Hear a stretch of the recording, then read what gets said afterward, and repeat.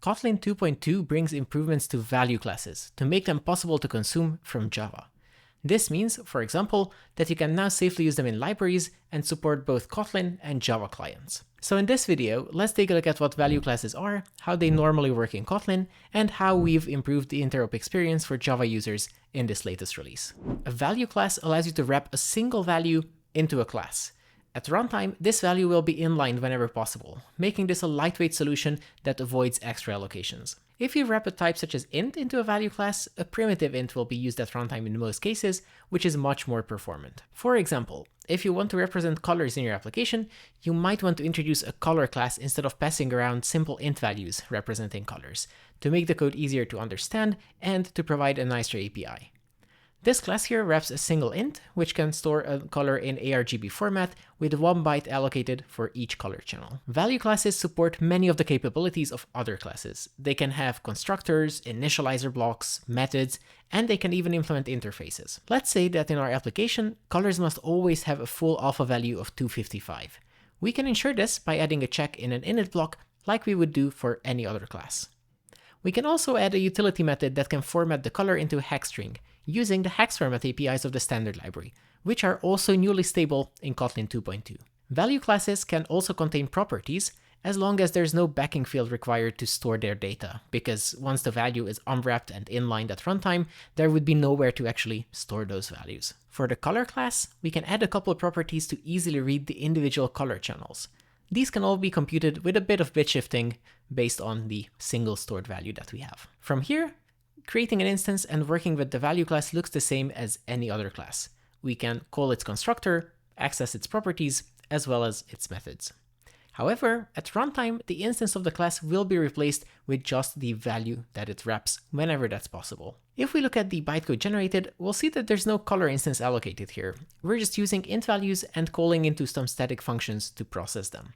It's worth noting that the compiler still has to create the boxed variants of a value class sometimes, even while working entirely in Kotlin. For example, a reference type is needed when we are working with a nullable value or when we're using it as a generic type parameter, for example, when we're storing multiple instances of it in a collection. This is just like Java, which has the primitive int type and the boxed integer type. When you need to use a nullable value or use it as a generic type parameter, you have to use the boxed version, which is integer. Since the inlining of the value class is performed by the Kotlin compiler, we can't expect to have the same exact experience when using them from Java. However, it would still be nice if we could use the boxed variants of these classes. So let's first take a look at the pre-Kotlin 2.2 state of interop here, and then we can see how the new release improves on that situation. The first issue that we'll see is that we cannot access the constructors of value classes from Java code. These constructors are generated as synthetic declarations, so they can only be accessed by the code that the Kotlin compiler generates. One aspect of the interop that does work is that we can create Java functions that take a color as a parameter.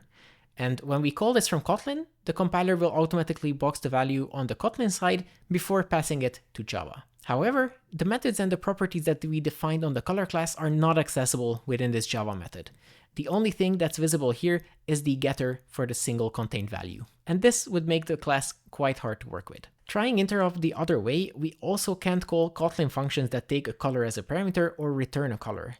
One of the reasons why this happens is that the names of methods that work with value classes get mangled to avoid possible clashes with overloads. Imagine, for example, if there was a method with the same name that takes an int as a parameter. Without mangling the name here, these two methods would have identical signatures once compiled, so there would be no way to distinguish them in the bytecode. To fix these interop problems, Kotlin 2.2 introduces a new JVM expose boxed annotation, which lets you expose APIs of value classes to Java code. You can place this on a declaration of the class to expose that declaration specifically, so that could be a constructor, a member function, or a property getter, but you can also annotate the entire class to expose all possible declarations inside it. With this in place, we can now create an instance of color from Java code by simply calling its constructor.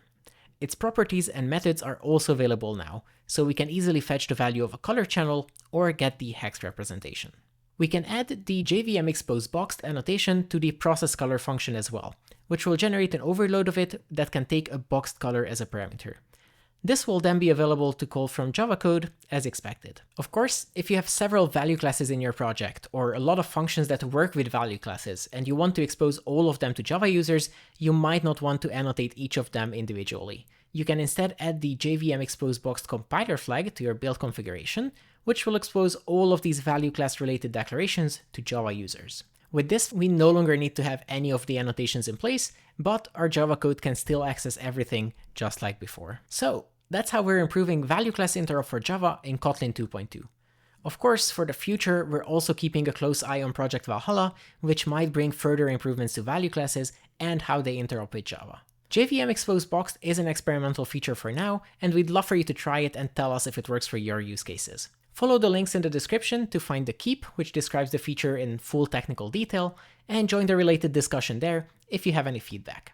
You'll also find the full release notes for Kotlin 2.2 there, where you can learn more about all the other language improvements in this version, such as context parameters, nested type aliases, and context-sensitive resolution. That's all for now. Thanks for watching. Make sure that you stay tuned to this channel for other language updates, and as always, have a nice Kotlin.